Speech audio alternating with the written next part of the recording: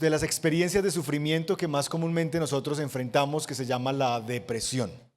Así que vamos a hablar de la depresión. Creo que tienen la presentación allí atrás y vamos a ir interactuando ahí con la presentación. La depresión, bilis negra, tristeza o enfermedad. ¿Qué es la depresión y cómo podemos abordarla desde una perspectiva bíblica que sea bíblica y compasiva? ¿Cómo podemos nosotros enfrentar esta realidad? Entonces, básicamente, antes de nuevo de entrar al cómo podemos lidiar con la depresión, déjeme construir la perspectiva bíblica. Si nos preguntamos cómo abordar la depresión desde una perspectiva bíblica, yo quisiera primero darles la perspectiva bíblica para luego dirigirnos sobre el final al cómo abordarla. ¿Estamos? Entonces lo que voy a hacer es el mismo abordaje de comenzar desde Génesis 1 para ver cómo se va desarrollando el tema a través de la narrativa bíblica, para luego tener un panorama general de cómo este tema se ve y esta situación se ve a lo largo de la historia de la redención, y sobre el final trabajar con ustedes algunos aspectos prácticos desde la perspectiva del consejero que acompaña a alguien en depresión, pero también de la perspectiva del aconsejado, quien la está padeciendo, y cómo pudiéramos encontrar ayuda en medio de esa realidad. ¿Estamos listos?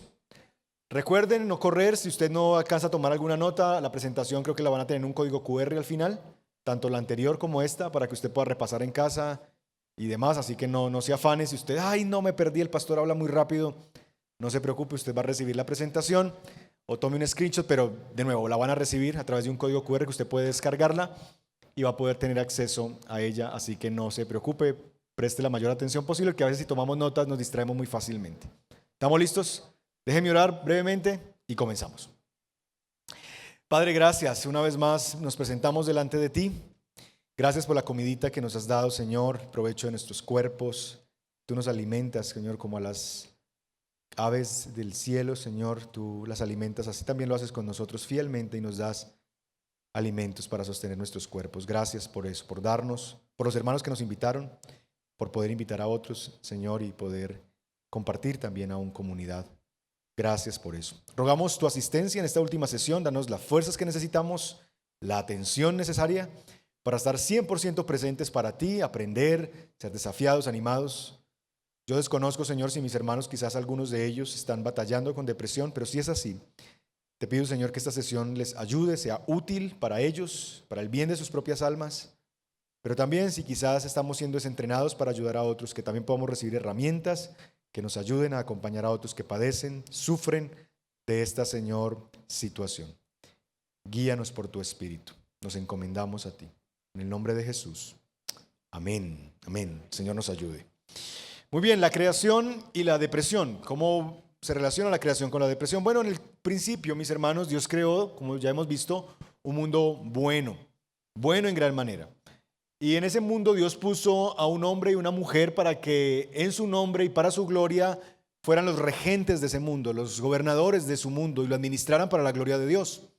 Y Dios puso allí a Adán y a Eva en el jardín para que administraran su creación y ayudaran a que ella floreciera.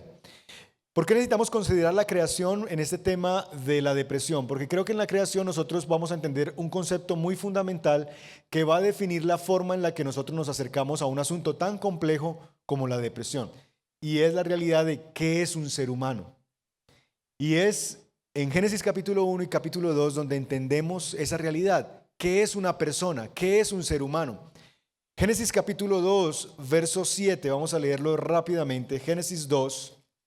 Verso 7 nos comunica brevemente, en una declaración muy sucinta, muy sencilla, qué es un ser humano. Dice así la palabra del Señor. Entonces el Señor Dios formó al hombre, ¿de qué? Del polvo de la tierra. Entonces, ¿qué es una persona? Es polvo de la tierra. Pero sigue diciendo, no solamente es polvo de la tierra. En segundo lugar dice, y sopló en su nariz, ¿qué sopló? Aliento de vida. Entonces el ser humano es polvo de la tierra, algo material, pero también es el soplo de Dios, algo inmaterial, algo espiritual. Dios puso sobre ese polvo su aliento.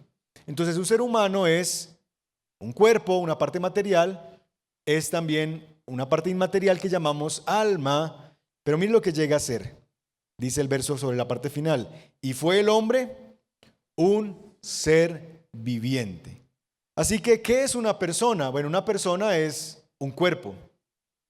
Y si no cree, pellizque al que está al lado y se dará cuenta que, no, mentiras, no lo vaya a hacer, ¿verdad? Es un cuerpo, es carne, es materia. Somos un cuerpo, pero también es un alma. Es algo que no se puede tocar. Hay un alma, hay ese aliento de vida que Dios puso en nosotros, un espíritu, como queramos llamarlo, un corazón, un ser interior. La Biblia le da diferentes nombres a esa realidad inmaterial. Pero esas dos cosas se juntaron y se convirtieron en una sola, que la Biblia llama un ser viviente. En el idioma original es un nefesh hayá, como un alma viviente, un ser que tiene ahora vida. Lo que el texto está describiendo es que el ser humano es una integralidad entre un cuerpo y un alma. Es una unidad psicofísica. Esta comprensión de lo que es una persona en las Escrituras es sumamente importante porque de esto va a depender cómo entendemos el asunto de la depresión. No somos un cuerpo con un alma. No, eso es platonismo, que considera que somos un cuerpo que contiene a un alma y que el alma es la parte como pura y que el cuerpo es lo que debemos desechar. No, eso es platonismo, eso no es cristianismo.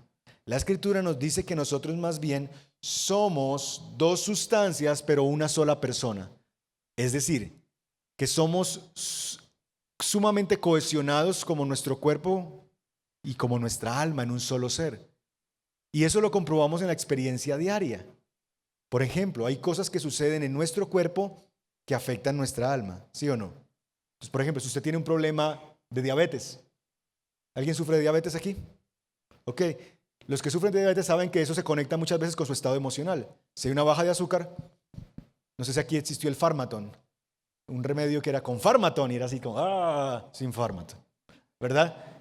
Asimismo, los que sufren diabetes viven estos altos, ¿pero qué le pasó? Si hace 2 minutos estaba bien, ¿es bipolar? No, no es bipolar. Tiene una condición médica en su cuerpo que se llama diabetes y que si tiene una baja de azúcar, pues va a estar como desconectado, como bajo de nota. Y si tiene una alta de azúcar, va a estar, ¿qué hay para hacer? ¿Qué hay para hacer? ¿Qué hay para hacer? Porque tiene relación lo que pasa en el cuerpo con cómo se siente en su alma y en su interior. Entonces, lo que afecta al cuerpo, lo siente también el alma. Pero también al revés. Lo que afecta a nuestras emociones, lo siente el cuerpo. Partido, mañana va a ser la final Colombia-Argentina. Espero que ese sea por Colombia, ¿no? Necesitamos fuerza por Colombia. ¿Saben cómo va a estar mañana mi corazón?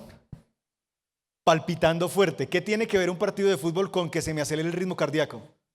Mis emociones trascienden a mi cuerpo, conectan a mi cuerpo. Hay gente que les da un infarto en el estadio, ¿verdad? ¿Qué tiene que ver esas emociones fuertes? O cuando te dan una mala noticia, te desplomas, te desmayas. Porque lo que te impacta a nivel emocional tiene implicaciones a nivel de tu cuerpo. ¿Por qué? Porque somos un ser viviente, un alma y un cuerpo que están complejamente entrelazados. Y no podemos simplemente como separarlo y decir esto aquí y esto aquí. No. Es algo mucho más complejo. Y creo que eso nos va a ayudar a entender, mis hermanos, esa interacción que se da de doble vía entre nosotros, esos asuntos del cuerpo que afectan nuestras emociones, nuestra alma, y esos asuntos de nuestra alma que afectan nuestro cuerpo, es muy importante entenderlos, porque nos va a dar una perspectiva de la depresión también. Alguien dijo, esto viene de una revista especializada en el tema de consejería bíblica, un journal, dice lo siguiente, creo que es David Powlison el que escribe esto, si no estoy mal. Existe un yo interior e invisible y un yo exterior visible. El interior solo lo ve Dios, pero se expresa a través de un cuerpo que actúa, piensa, anda, habla y siente. Por eso aquello que la psicología moderna llama enfermedades, desde la consejería bíblica entendemos que son síntomas de un asunto interior, de un corazón que se expresa. De nuevo, vivimos en una sociedad, y vamos a ver eso en un momento, que si lo único que nosotros somos es una sustancia, una cantidad de células cohesionadas entre sí, pues todo tiene que ver con una enfermedad. Si lo único que es el ser humano es una colección de células, el amor no existe. El amor sería definido como la colisión de células en interacción cuando una persona ve a otra.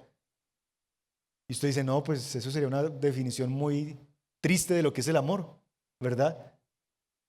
Unos químicos que tienen un encuentro y, bueno, en una sociedad donde todo tiene que ver con el cuerpo y no existe esa realidad inmaterial, pues todo va a ser visto como una enfermedad. Entonces, realmente nosotros necesitamos entender que lo que sucede en un lado afecta al otro lado y que están sumamente conectados. Así que la creación nos ayuda a entender lo que es una persona y necesitamos entender lo que es una persona para entender lo que sucede cuando esa persona entra en lo que llamamos hoy día una depresión. En segundo lugar, la caída y la depresión. Entonces, ¿cómo se relaciona la caída del hombre con la depresión? Bueno, Adán y Eva pecaron y, como ya vimos en las sesiones anteriores, introdujeron el pecado a la realidad humana. Y una de las consecuencias de la caída se llama depresión. Es uno de los efectos, llamamos en teología, noéticos o noéticos del pecado. Pastor, ¿qué es esa palabra tan rara? Bueno, el efecto noético hace referencia al impacto que el pecado tiene sobre nuestra habilidad de pensar, de razonar y de conocer la verdad. Cuando hablamos del efecto noético del pecado, nos referimos a que la realidad del pecado no solamente nos afecta en nuestra relación con Dios, sino que el rompimiento, el quebrantamiento que trae el pecado es en todas las relaciones humanas. Nos corrompió por completo. Corrompió la capacidad de pensar, corrompió nuestras emociones, corrompió nuestras acciones. Así que el pecado no solamente nos afectó a todos, sino que afectó todo acerca de nosotros. Nuestro cuerpo, nuestras capacidades de pensar, nuestras capacidades de sentir, nuestras capacidades de actuar. El pecado nos afectó completamente. Así que podemos decir de alguna manera que cuando hablamos de la depresión estamos hablando de uno de los efectos que produjo el pecado en esa ruptura del ser humano. Entonces, ya a partir de esa realidad podemos tratar de definir qué es entonces la depresión. De manera muy sencilla y simple, la depresión es uno de los efectos de la caída, que afectó nuestras funciones tanto físicas como espirituales. Afectó nuestras condiciones físicas o nuestras funciones físicas como espirituales.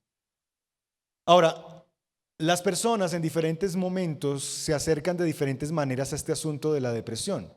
Hay algunas visiones de cómo vemos el tema de la depresión. Entonces déjeme presentarle por lo menos 3 maneras en las que históricamente se ha tratado con el tema de la depresión. Por un lado, antes de eso, creo que estaba antes de eso, visiones reduccionistas del pecado. Está en la diapositiva anterior, todavía no va a esa. En primer lugar, hay un asunto de personalidad. Algunos lo han llamado un asunto de personalidad. Entonces, en la medicina premoderna existía el concepto de que el cuerpo tenía diferentes humores. ¿Había escuchado usted eso? Diferentes humores que cada persona tenía como en proporciones distintas. Entonces, por ejemplo, había unas personas que tenían sangre, flema, una bilis amarilla o una bilis negra. Entonces, cuando una de esas sustancias o elementos predominaban en una persona, determinaban el temperamento, que era un término que se usaba de nuevo en ese entonces en la medicina premoderna, para describir la forma en la que una persona tiende a comportarse. Entonces, por ejemplo, una persona podría ser sanguínea. ¿Recuerdan esos test de personalidad? Ay, tú eres sanguíneo. Ay, tú eres flemático. Bueno, eso es muy viejo. Esa era la forma en que la ciencia premoderna se entendía lo que era un ser humano y las predisposiciones de un ser humano. Entonces, si una persona era sanguínea, lo que significaba es que tendía a ser optimista, emprendedora, responsable y trabajaba demasiado. O una persona podría tener más esa sustancia o ese humor de flema, entonces era flemática. Y una persona flemática se caracterizaba por ser tranquila, objetiva, apática o quizás algo fría. Pero hay otros que tenían más esa bilis que llamaríamos bilis colérica o bilis amarilla. Entonces tenía ese temperamento colérico, entonces una persona impetuosa, agresiva y a veces explosiva. Y había una bilis que era la bilis negra. Y si una persona tenía bilis negra, era melancólico. Entonces era una persona como sombría, como pesimista, como propensa a huir, asustadiza, que sufría desesperación, fantasías destructivas y demás. Entonces, en un sentido, la ciencia premoderna, la medicina premoderna decía que una persona en depresión, lo que se conocía en ese entonces como tristeza, era una persona realmente melancólica. Y era la expresión que se usaba. Ah, es que él es melancólico. Tiene un humor melancólico. Y era la forma de entender, lo que básicamente era una manera como de decir, es como una predisposición mental o del temperamento para enfrentar la vida. Richard Baxter, que fue un puritano, un escritor prolífico entre los puritanos, este movimiento precioso que hubo en la historia de la iglesia, decía que en un sentido era como una enfermedad de la locura y de la imaginación. Entonces, antes del desarrollo de la medicina, era como un tema, la visión era que si alguien tenía esta personalidad como sombría, pesimista, propensa a huir, a esconderse, era una persona melancólica. Era la manera en que se describía el comportamiento de alguien que hoy llamamos, en la ciencia moderna, deprimido. Era una persona melancólica. Y la realidad, en ese entonces se creía que era por causa de ese humor negro, que era como un elemento como medio extraño, no sabemos qué era, si era físico o no, que una persona tenía más en su cuerpo, que lo predisponía a hacer de cierta manera. Esa es una visión reduccionista, porque reduce a la persona como a una predisposición mental, casi como que uno viene programado para hacer eso. Como que, no, mijo, usted le tocó la bilis amarilla, entonces usted es un colérico. Entonces usted le va a dar rabia todo el tiempo, usted va a ser así. Pero si usted es sanguíneo, entonces usted va a ser una persona alegre. Como que había una predisposición y que uno tenía simplemente que aceptar como venía de fábrica. Y no hay nada que hacer. A mí me tocó ser esto. Entonces, a algunas personas les tocó la bilis negra, entonces por defecto tendrían que ser sombríos, tristes y vivir de esa manera. Eso es una visión reduccionista. Yo no creo que sea solamente una predisposición que venga de esa herencia o una predisposición mental. En segundo lugar, la otra manera en la que se ha enfrentado la depresión es como un asunto de disfunciones bioquímicas. Y es decir, que la depresión es una enfermedad. Categóricamente muchos dicen eso, la depresión es una enfermedad. Quiero leer esta frase, que esto viene de un instituto de neuropsicología de Estados Unidos, que dice lo siguiente para definir la depresión. Médicamente y secularmente, la depresión se define de la siguiente manera. Es un síndrome clínico heterogéneo que se diagnostica cuando un paciente reporta 5 de al menos 9 síntomas. Entonces dicen que eso básicamente tiene diferentes combinaciones, pero concluyen lo siguiente: esa notable heterogeneidad refleja la opinión consensuada de que existen múltiples formas de depresión. Y escuchen esto, pero su base neurobiológica sigue siendo poco conocida. Entonces aquí hay un reconocimiento humilde de la ciencia, diciendo, miren, si tú tienes 5 de 9 síntomas, puede ser diagnosticado con esto, pero debemos ser humildes en reconocer que la base neurobiológica para la depresión sigue siendo poco conocida. Es decir, no podemos decir categóricamente que hay una enfermedad allí, porque no hay una base neurobiológica que esté realmente dicha. Entonces, sí creemos que hay elementos físicos, pero todavía no podemos decir que todo el tiempo es una enfermedad. No podemos decir que haya una base neurobiológica que podamos conocer a detalle. Seguimos investigando, es básicamente lo que está diciendo este estudio. También creo que esa es una visión reduccionista, porque limita al asunto físico nuevamente. Todo tiene que ver con el cuerpo. Entonces, si todo tiene que ver con el cuerpo, todo se soluciona a través de medicación. Si el ser humano es solamente eso, entonces un grupo de células, un grupo de químicos que están interactuando unos con otros, pues si hay algún problema debe ser físico, biológico, y se organiza con medicina biológica, con fármacos. Y esa de nuevo es una visión que me parece que es reduccionista, porque sí, somos un cuerpo y eso hay que reconocerlo, pero no solamente somos un cuerpo. Y entonces viene en tercer lugar la otra visión reduccionista, y es un asunto de desorden espiritual y emocional. Entonces ahí está el otro lado del péndulo. No, eso no existe, no hay ninguna condición médica que podamos llamar depresión. Yo no estaría tan seguro de eso. En su libro Buen ánimo y mal ánimo, el doctor Charles Hodges, que es médico, que a propósito, él fue el invitado en la conferencia de consejería que hicimos en Colombia hace un año, de cómo ayudar a personas con diagnósticos psicológicos y psiquiátricos. Ese es un entrenamiento que ustedes podrían tomar y podemos hablar más de eso en el preguntas y respuestas. Él hace una distinción en su libro Buen ánimo, mal ánimo sobre la tristeza normal, que es aquella que sentimos cuando perdemos algo importante, que todos nos hemos sentido tristes, pero no todos en un sentido podemos decir que estamos deprimidos, porque la tristeza es parte de la realidad de este mundo caído. Y pues por supuesto, si perdemos algo, perdemos a alguien, perdemos una relación, perdemos dinero, perdemos un empleo, pues nuestras emociones van a responder a eso, y eso se llama tristeza en el lenguaje bíblico. Entonces, él hace una distinción entre esa tristeza normal y lo que él llama una tristeza trastornada. Entonces, Hodges, que es médico, dice lo siguiente: no hay criterios médicos confiables para establecer en el 90% de los casos que sea por causas médicas. Por lo que, sin decirlo abiertamente, según él, la mayor parte de las depresiones son de desórdenes de tipo espiritual y emocional. Ahora, si eso es aún así, todavía queda un 10% de margen en que podemos guardarnos con humildad y decir, hay un 10% en que quizás si esa depresión tenga una vinculación causal directa con algún tipo de asunto biológico o fisiológico. No es la mayoría de los casos, no es ni siquiera la mitad de los casos, pero sí podemos decir que podemos guardar un margen en que quizás sí hay personas que puedan estar presentando lo que se llama secularmente depresión y lo que la Biblia llama tristeza, donde un asunto físico esté siendo involucrado y desencadenando esa situación. Entonces, por eso digo que es una visión reduccionista, porque no podemos desconocer que el cuerpo sí está involucrado, porque también somos un cuerpo. No creo que sea determinante, y estoy de acuerdo con él en que no en la mayoría de los casos, pero creo que sí tenemos que guardar una ventana de humildad para reconocer que en ocasiones sí es así. Mi acercamiento, y en eso ustedes pueden diferir conmigo y los pastores pueden diferir conmigo, mi acercamiento es que puede ser todo al mismo tiempo. Es decir, que si hay unas predisposiciones de cierto tipo de personas que se tienen una predisposición, por llamarlo de alguna manera, por la experiencia de vida, por la crianza que tuvieron, a tener unas situaciones donde hay más riesgo de esta tristeza anormal que se puede llegar a vivir, que llamamos depresión. Entonces, Baxter y la medicina premoderna puede tener razón, hay unas predisposiciones de crianza, podría decir que quizás genética, a responder de ciertas maneras ante ciertas cosas, pero eso no es determinante y no lo es todo.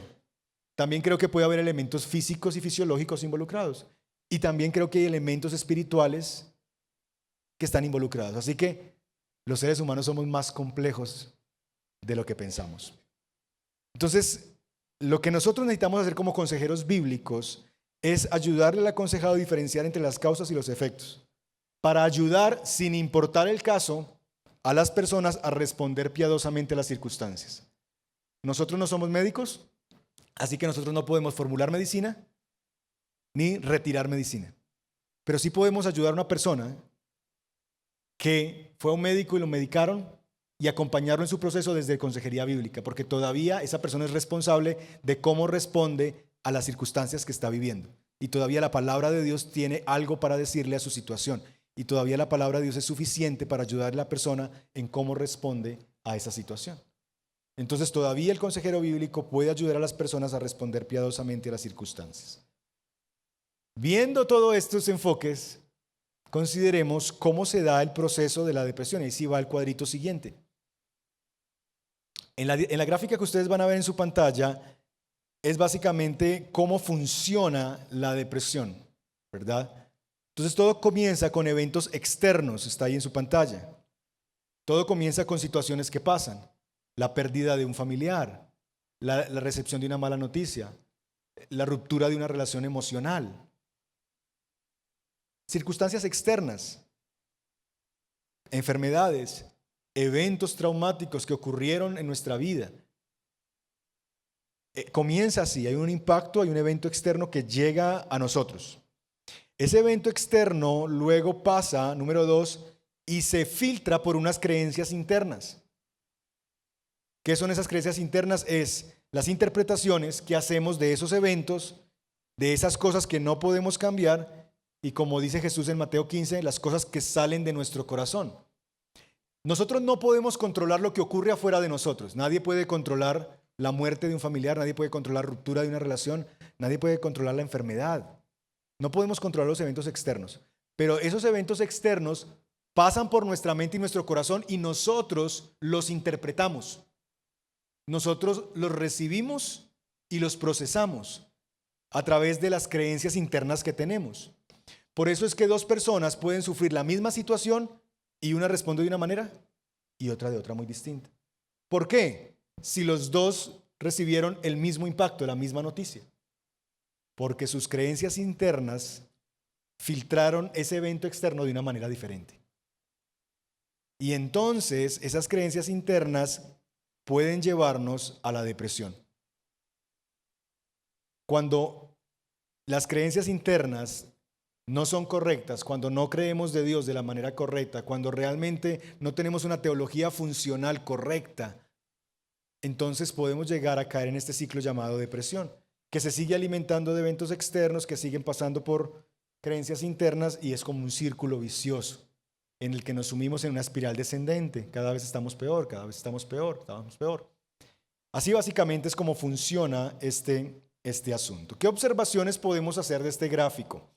Bueno, en primer lugar, que la depresión no simplemente sucede. No es que, ay, me deprimí.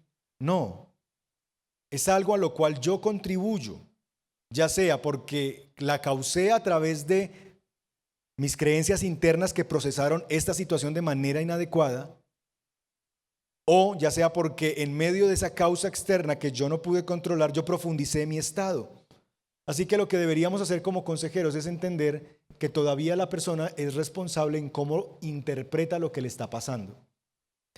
Caemos en depresión cuando interpretamos las circunstancias de nuestra vida de una manera incorrecta, como si Dios no estuviera en la escena, como si Dios no estuviera en control. Entonces, es ayudar a la persona a entender que todavía yo colaboro en ese ciclo. Quizás yo no soy el culpable de estar así, nadie es culpable de querer estar así, pero yo sí puedo decirle a la persona, mira, tú estás colaborando a que esta situación empeore por la manera en la que estás pensando, lo que estás creyendo acerca de Dios, lo que estás pensando acerca de ti mismo y cómo estás enfrentando esa situación que tú no pudiste controlar.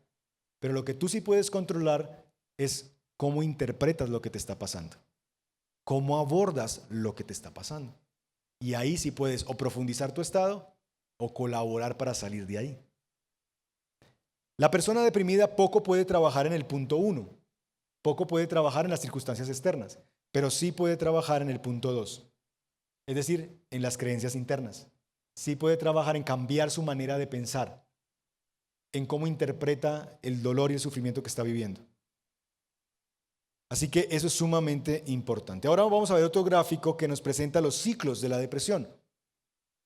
Entonces, esta es la espiral descendente que resulta cuando la depresión se hace cargo. Cuando una persona ya está en ese estado, que en el mundo llamamos depresión, la Biblia llama tristeza, ¿cómo regularmente vive la persona esa experiencia? Bueno, todo comienza con pensamientos y sentimientos tristes que tienen diferentes causas. De nuevo, una mala noticia, la pérdida de un empleo, la pérdida de un familiar, la ruptura de una relación, una enfermedad. Entonces esas circunstancias externas vienen y yo proceso eso en mi mente y lo que produce en mi mente son pensamientos y sentimientos de tristeza, de derrota. Eso me lleva cada vez más abajo porque en segundo lugar, entonces ya pierdo el deseo de cumplir con las responsabilidades. Entonces lo siguiente que una persona en depresión siente es no quiere hacer nada, no se quiere levantar de la cama, no quiere ir a trabajar, no quiere ni hacer sus deberes, ni siquiera tiene deseos de ir a bañarse, a tomarse un baño, a salir a caminar, no quiere hacer nada. ¿Por qué? Porque está siendo dominado por sus pensamientos y esas ideas. Tercero, sigue bajando en ese ciclo. Pensamientos tristes agravados por la irresponsabilidad, porque ahora no solamente me siento mal, sino que me siento mal y además de sentirme mal, me siento mal porque no estoy haciendo lo que debo hacer. Porque estoy dejando de cumplir mis responsabilidades, porque soy un desastre, porque no soy funcional en la vida, entonces me sigo hundiendo cada vez más. Y eso me lleva a cuarto lugar a mayor tristeza y mayor falta de energía.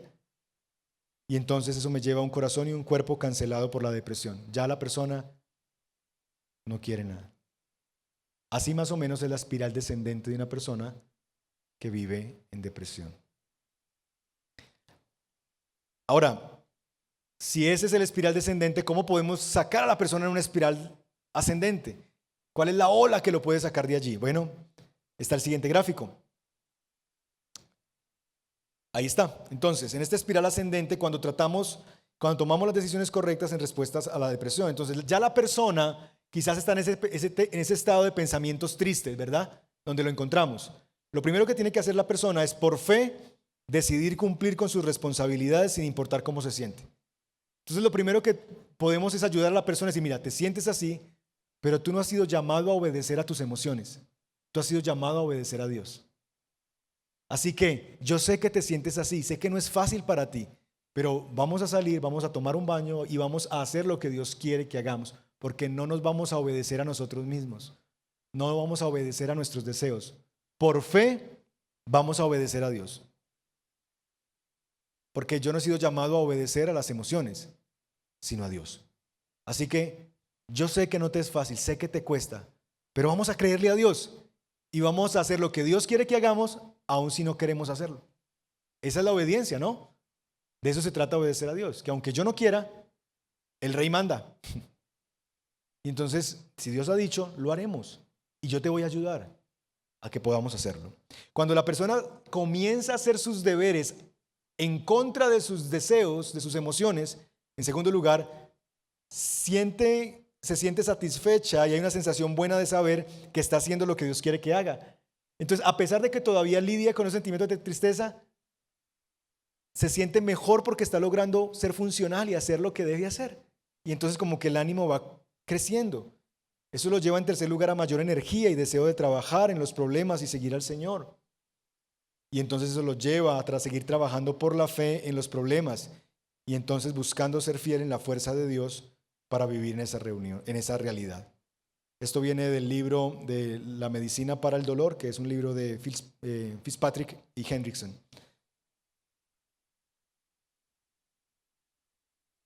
Así es que funciona el ciclo de la depresión y así ayudamos a una persona a salir de esa realidad.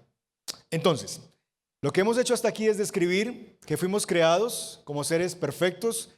Definimos lo que es una persona, es un ser viviente, lo que significa que somos una integración compleja entre un cuerpo y un alma, y que lo que sucede en un lado lo siente el otro lado, que lo que pasa en nuestro cuerpo lo siente nuestra alma y lo que nos sucede a nivel de nuestra alma también lo siente nuestro cuerpo, y en ese sentido no podemos reducir la depresión a un aspecto solamente, no podemos decir que siempre es una enfermedad, como tampoco podemos decir que siempre es un asunto espiritual o emocional, sino que tenemos que entender que es un asunto complejo y que como consejeros bíblicos siempre, eso sí siempre, podemos ayudar a la persona desde la palabra de Dios a que salga de ese ciclo descendente de su depresión. ¿Vamos bien? Ahora, en el Antiguo Testamento nosotros vemos constantemente a las personas lidiando con lo que hoy llamamos la depresión. Pastor, pero es que yo busco en la concordancia y ahí no dice. Bueno, estás buscando de la manera equivocada. ¿La Biblia habla de la depresión? Sí, la Biblia habla de la depresión. Solo que no la pone en esos términos porque la palabra depresión es una palabra moderna. Se introdujo al diccionario hace menos de 100 años. No existía.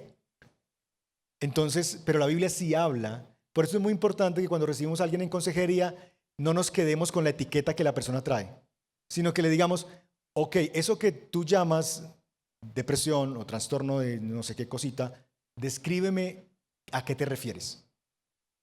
¿Cuáles son lo que tú estás sintiendo? Cuando la persona me describe lo que siente, yo pues, pero mira, la Biblia dice eso.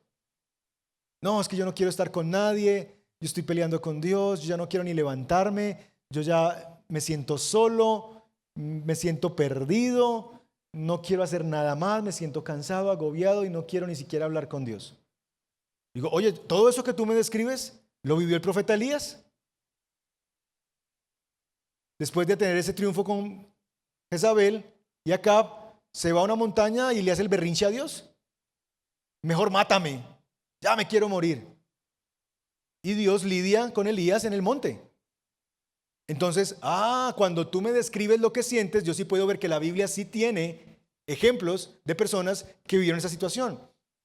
Pastor, es que ya estoy cansado de vivir porque estoy cansado de sufrir. ¿Hasta cuándo tendré que soportar esto? Oye, el Salmo 13, hay un hombre llamado David que se hace las mismas preguntas que tú te estás haciendo. ¿Hasta cuándo, Señor, he de soportar? Entonces me doy cuenta que la Biblia sí tiene mucho para decir en el tema. Así que en el Antiguo Testamento sí vemos estos asuntos. Los salmos son una hermosa ventana por la que podemos ver cómo los hombres de Dios luchaban con la depresión. Salmo 13, el Salmo 32, el Salmo 51, el Salmo 61, el Salmo 62, el Salmo 63, el Salmo 73. Todos estos son salmos de personas que se nos muestra que estaban luchando con la depresión. De diferentes causas. En algunos casos es porque sufrían y decían, ¿hasta cuándo va a terminar esto? En otros casos era por el pecado, en otros casos era porque prosperaban los malvados, pero se sentían horrible, tristes, sin esperanza, queriendo morir ya. Y saben, en cada uno de esos salmos hay una marca común, y en cada caso era lo que ellos hacían, era ir a Dios porque solamente sabían que Dios puede socorrer al alma tribulada. Y vamos a ver un ejemplo, va a aparecer ahí en el Salmo 61, verso 2 al 4. Alguien que lo pueda leer en voz fuerte, por favor.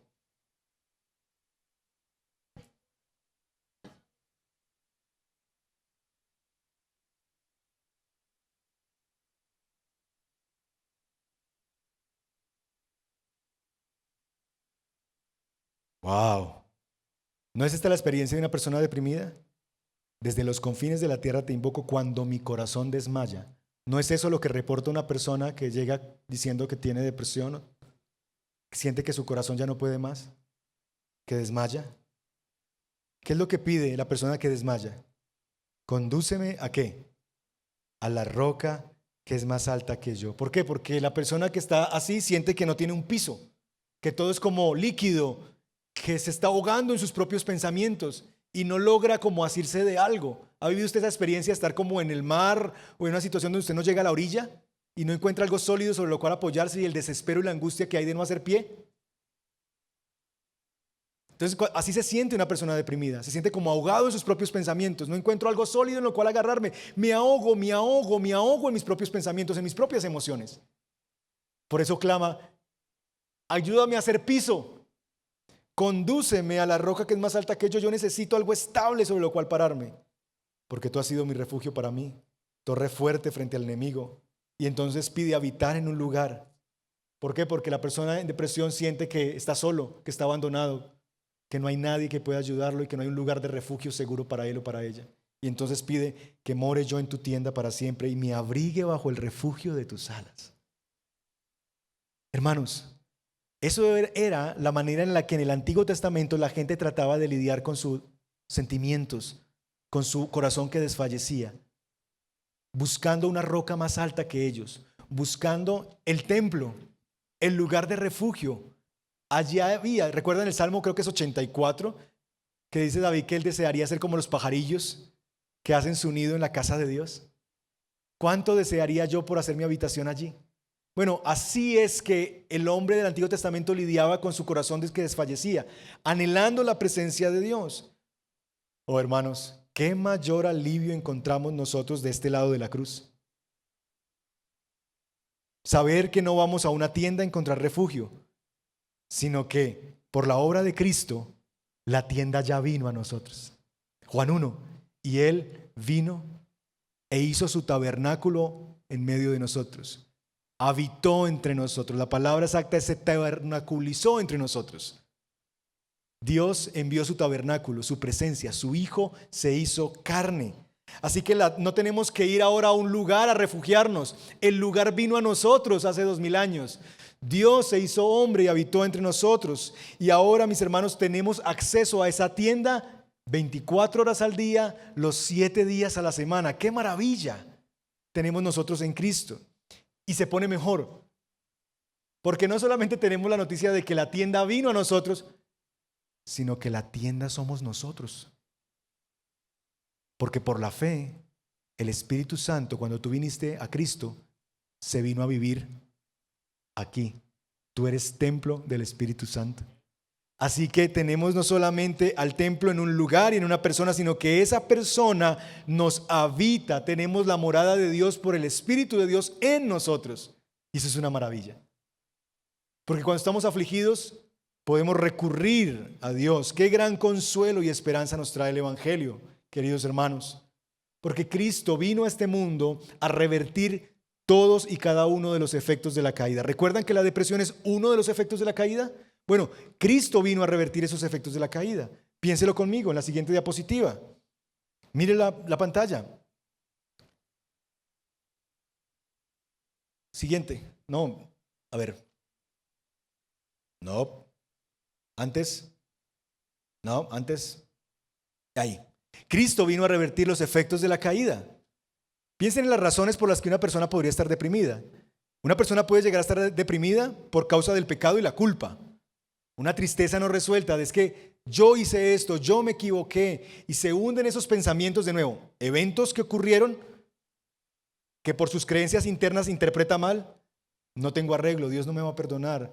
Este es un pecado imperdonable, Dios me va a castigar, y esa persona vive en la culpa constante y se deprime porque no puede realmente entender el perdón de sus pecados.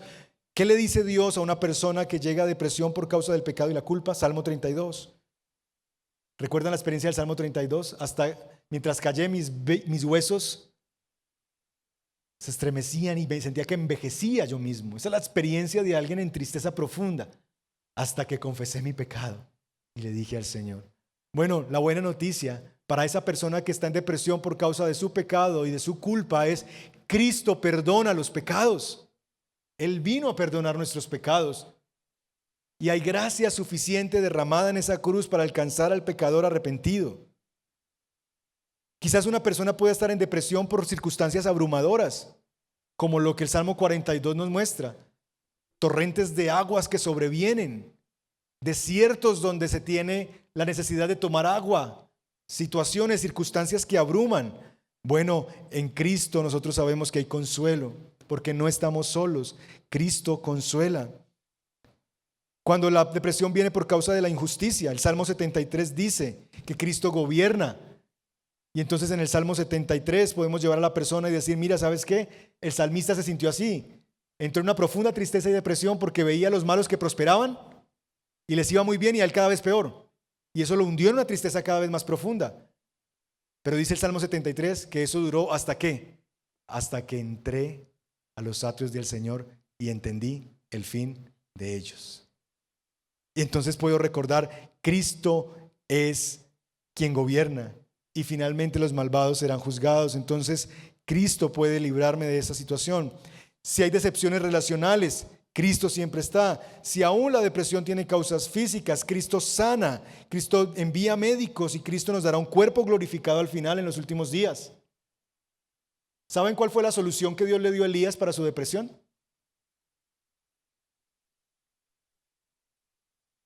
Come y duerme. Oh, qué espiritual ese consejo, ¿verdad? Yo le estoy diciendo a Elías: necesitas una buena siesta y unos buenos tacos. Porque si usted no se ha dado cuenta, uno se pone muy triste y uno se pone muy bravo, con hambre y con sueño, ¿sí o no? Si usted no duerme bien, usted se vuelve insoportable. Y si usted no come bien, también. A veces se requiere simplemente descanso.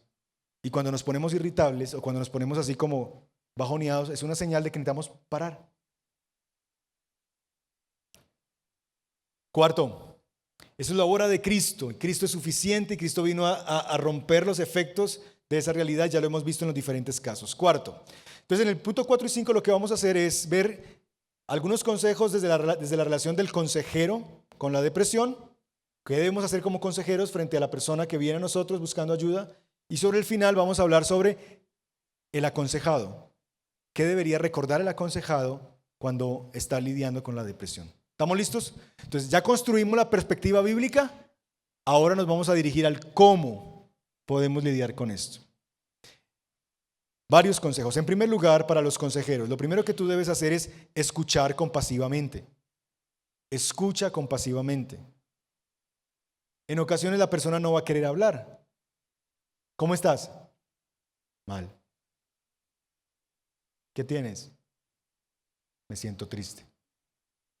Y va a ser muy difícil y va a requerir paciencia. No le voy a decir: bueno, el día que quieras hablar, pues vienes. No, yo necesito escuchar y hacer atento para poder escuchar con amor y paciencia a la persona. Ahora, eso me lleva al segundo consejo. Como la persona le va a costar hablar y narrar su historia porque está sumido en la tristeza, en sus propios pensamientos, está ahogado, recuerde, está como en alta mar y no tiene una roca donde poner sus pies. Entonces yo necesito ayudarle a hablar. ¿Cómo? Segundo consejo: haz muchas y buenas preguntas. Hazle preguntas. Cuéntame tu historia. ¿Quién eres tú? Tu historia familiar. Sobre las circunstancias. ¿Qué te ocurrió? Y hay preguntas que son preguntas más intensivas, más específicas. Pregúntale sobre qué personas están involucradas en esta situación, cómo están respondiendo, qué piensan cuando esto sucedió, cuáles son los pensamientos que dominan su mente, cuál es el lugar de Dios en esa historia que te está narrando, cuál es el patrón que se ve en esta depresión. Permítele expresar sus frustraciones, sus miedos, sus decepciones, que llore, que grite, que se lamente, aun que se queje. Luego le enseñaremos a lamentarse, pero está bien que pueda hablar y expresar lo que hay en su corazón. Así que escúchalo y si no quiere hablar, hazle buenas preguntas. Tercero, conoce su estado físico. ¿Tiene algún diagnóstico relacionado? ¿Hay asuntos hormonales quizás? Diabetes, fibromialgia, abuso de sustancias. ¿Está medicado? Porque hay personas que la medicación pues los pone como medio, ¿verdad? Y tú dices, yo necesito saber eso porque necesito saber frente a quién estoy. Entonces, de nuevo, yo no estoy llamado a medicarlo, pero yo sí debo conocer su estado médico. ¿Está alimentándose correctamente? ¿Está durmiendo bien? ¿O no está durmiendo bien? Yo necesito conocer su estado físico. ¿Cómo son sus hábitos de sueño, de ejercicio? ¿Se está ejercitando o no? Todas esas cosas son importantes conocerlas. Necesito conocer. Quizás necesito mandar chequeos médicos. Y eso nos ha pasado en consejería. Ese tema de la diabetes fue un tema que nos pasó en consejería. Una persona venía porque no lograba ver como sus estados de ánimo así. Y a mí me dio por preguntarle, ¿ya te hiciste chequeos sobre azúcar? Me dijo, no. Se los hizo y claro, pues estaba en esa situación. Y entonces, ya pudo empezar a ver un patrón. Oye, sí. Y cuando regulo, ya sé que estoy como más tranquilo. Pues todavía podemos trabajar en el corazón, pero pues era un tema fisiológico que necesitaba atención médica. Sus niveles de insulina en la sangre. Cuarto, ayúdale a ver que es parte del problema, aunque no necesariamente es la causa del problema. Usa los gráficos que te mostré. Ayúdale a ver cómo él sí puede contribuir a su estado. Es decir, mira, tú no puedes evitar las circunstancias externas, tú no pudiste evitar que esto te pasara, pero ¿sabes qué? Tú sí puedes trabajar en tus creencias internas. Porque tú sí estás interpretando esto que te está pasando de una manera que no es piadosa, que no es bíblica. Entonces, lo que yo quiero ayudarte es a cambiar la manera de pensar sobre esto que te pasó. Entonces, sí puedes trabajar a nivel de ese punto número 2, y es las creencias internas, y ayudarle a pensar más bíblicamente acerca de su propia vida. Tú no puedes cambiar las circunstancias, pero tú sí puedes trabajar con tu enojo.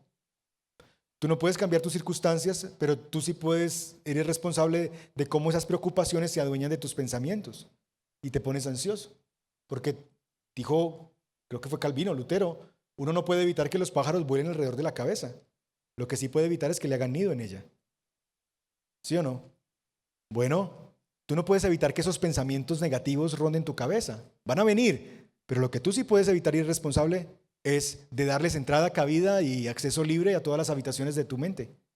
Eso sí lo puedes evitar. Tú no puedes evitar lo que ocurrió, ¿verdad? Ya ocurrió. Sentiste culpa, pero no puedes permitir que la culpa te siga oprimiendo, porque la buena noticia es que Cristo ya te perdonó. Y si Cristo ya te perdonó, tú estás perdonado. No existe algo tal como el autoperdón, no, porque pecamos contra Dios. Y si Dios nos perdonó, ¿acaso yo soy más importante? ¿Acaso yo estoy más ofendido que Dios por lo que yo hice? ¿Soy más grande yo que Dios? No. Si Cristo ya te perdonó, recibe el perdón. Se libre de la culpa, fue juzgada. Para eso murió Cristo. Allí está su sangre, sus llagas. Él ya pagó el precio. Recibe el perdón que te ofrece la gracia de Dios. Quinto, recuérdale el Evangelio. Recuérdale el Evangelio a tu consejado. Recuerda de los atributos de Dios. Mira, es que me siento como eso, como que estoy en alta mar, no hago pie. Es como que estar navegando mis propios pensamientos. Condúcelo a una roca, a textos de la Escritura. Torre fuerte es el nombre del Señor. A Él correrá el justo y será levantado. Ponlo a memorizar textos de la Escritura que le recuerden que sí hay piso donde Él se puede parar, que sí hay una roca firme donde pueda hacer su vida. Llévalo a reconsiderar el carácter de Dios. Dios es fiel, Dios es bueno, Dios es amor, Dios es todopoderoso, Dios es consolador. ¿Qué atributo de Dios necesito que Él recuerde? Recuérdale la obra todo suficiente de Cristo. Cristo vino a librarnos de esos efectos del pecado, entre ellos la depresión. Ya sea por las causas que vimos, Cristo es la solución a todo ello. Y condúcelo a Cristo, y condúcelo a Cristo. Recuérdale la preciosa doctrina de la unión con Cristo. Es maravillosa esa doctrina de la unión con Cristo. Y es que yo estoy con Cristo unido y que yo sé que Él vive en mí como yo en Él. Eso es extraordinario. Saber que cuando Dios me ve a través de Cristo, que yo estoy escondido en Él, que yo soy uno con Él. Eso es maravilloso. Recuérdale esa doctrina. Sexto, llévalo a la Escritura. Llévalo a la Escritura. ¿Para qué? Para darle esperanza, puedes usar 1 Corintios 10, Romanos 8. Para mostrar casos bíblicos, el caso de Caín, el caso de Elías, el caso de David, casos que ya hemos hablado. Para aplicar el evangelio según corresponda. Entonces está en depresión o afligido, en tristeza por el pecado, bueno, llévalo al Salmo 32. Por injusticia, bueno, llévalo al Salmo 73. Por pensamientos mentirosos, bueno, llévalo al Salmo 42, Salmo 43. Tiene un desánimo por no ver mejoría en su vida, llévalo al Salmo 88, que es el salmo más triste de la Biblia.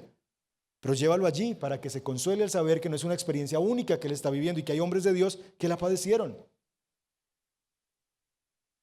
De esa manera podemos ayudar a nuestros aconsejados. Y finalmente,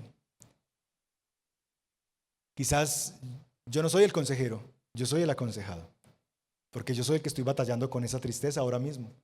¿Qué podríamos escuchar entonces? Bueno, déjame darte algunos consejos. Cuida tu cuerpo. Número 1, cuida tu cuerpo. 2, confiesa tu pecado. Mientras callé, de nuevo, Salmo 32, mi ser se envejecía. El que encubre su pecado no prosperará. Necesitas confesar pecado. 3, confía en la soberanía de Dios. Confía en que Dios está obrando bienes mayores como aprendimos en las primeras sesiones. 4, recuerda, la tristeza es un regalo que nos conduce de vuelta a Dios. Esto viene de C.S. Lewis. Él dice, no necesariamente dudamos de que Dios hará lo mejor para nosotros. Creemos eso. Regularmente no es que dudemos que Dios no hará lo mejor para nosotros. Más bien nos preguntamos, ¿qué tan doloroso resultará eso que es mejor? Sabemos que Dios busca lo mejor, pero lo que nos cuestionamos es, ¿qué tanto va a doler eso que es mejor?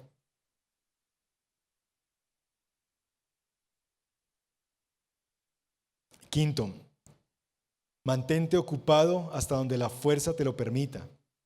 No desperdicies el tiempo en ociosidad. Y esto viene de Richard Baxter y ustedes van a recibir un documento en el código QR que van a descargar un documento que es una recopilación de las obras de Richard Baxter, 1600 algo, finales de 1600 por ahí.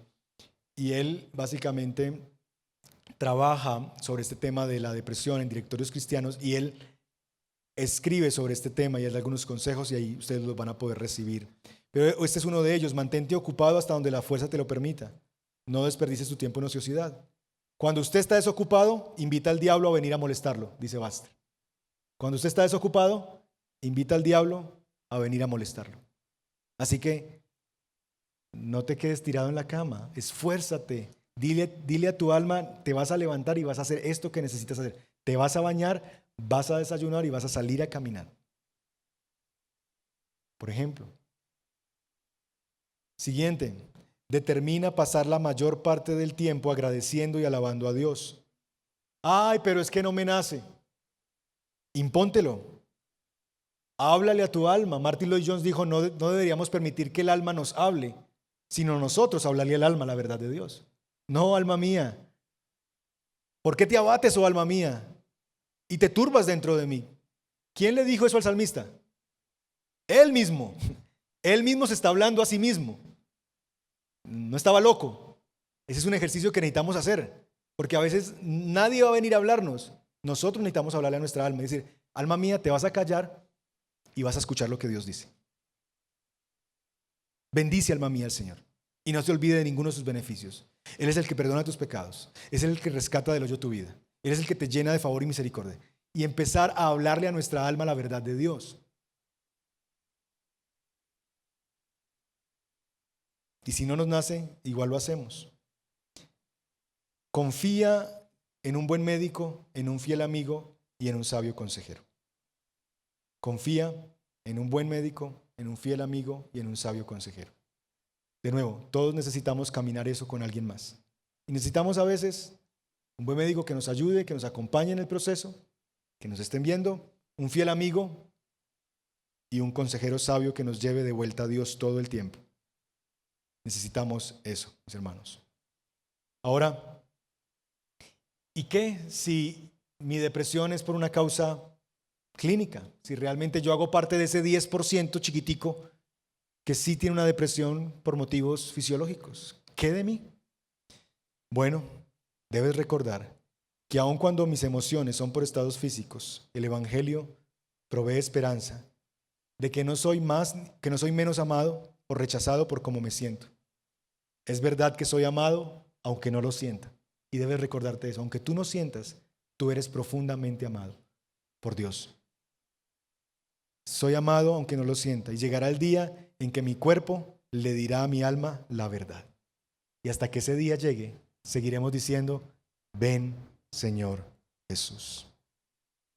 Hermanos, déjenme orar y terminamos este tiempo. Señor, te damos gracias por tu palabra. Tu palabra es suficiente. Y lo que eso significa es que tu palabra tiene todo para ayudarnos en cualquier situación que estemos presentando, de esta tristeza anormal que nos visita en momentos en nuestra vida. Porque Cristo Jesús vino a redimir nuestras almas y nuestros cuerpos de los efectos de la caída. Todavía nuestros cuerpos aguardan al día de la glorificación, pero Cristo Jesús ya vino para que en esos asuntos de nuestra alma pudiéramos nosotros hallar reposo. Porque Cristo es nuestro consuelo, Cristo es nuestra roca firme donde podemos hacer pie. Cristo es justo, Cristo siempre está con nosotros y nunca nos deja solos. Él es todo lo que necesitamos. Así que, Señor, yo te ruego que nos recuerdes el Evangelio cuando sufrimos y estamos en tristeza. Ayúdanos a silenciar nuestra alma y a recordarle a nuestra alma la verdad del Evangelio, a silenciar las mentiras de nuestros pensamientos, a cuidar nuestras creencias internas para que procesemos de mejor manera los eventos externos, porque sí podemos llegar a vivir de una manera piadosa en medio de situaciones, Señor, que nos acontecen y que no podemos controlar. Ninguno de nosotros puede controlar los eventos externos que nos suceden, las circunstancias difíciles, pero lo que sí podemos trabajar es en cómo interpretamos cuando esas cosas pasen, cómo las procesamos en nuestra alma, si las procesamos desde las mentiras del enemigo o si las enfrentamos desde las verdades gloriosas del Evangelio, que somos perdonados, que somos amados, que estamos unidos a Cristo y que nos dirigimos a un mejor lugar. Ayúdanos, Señor, en medio de caminar en situaciones difíciles. Y hay hermanos aquí que están padeciendo de esa tristeza que llamamos depresión. Que tu Espíritu Santo les recuerde la verdad de que ellos son amados profundamente aunque no lo sientan. Y que el mejor recordatorio de eso no está dentro de ellos, está en la cruz de Cristo, que se levanta en nuestras mentes todos los días como un recordatorio de cuán profundo es el amor de Dios, en que siendo aún pecadores, Cristo murió por nosotros. Te damos gracias, Señor. Ayúdanos a caminar, danos una comunidad significativa donde podamos compartir las cargas, como decíamos, y llevarlas los unos a los otros. Te lo pedimos, en el nombre de Jesús. Amén.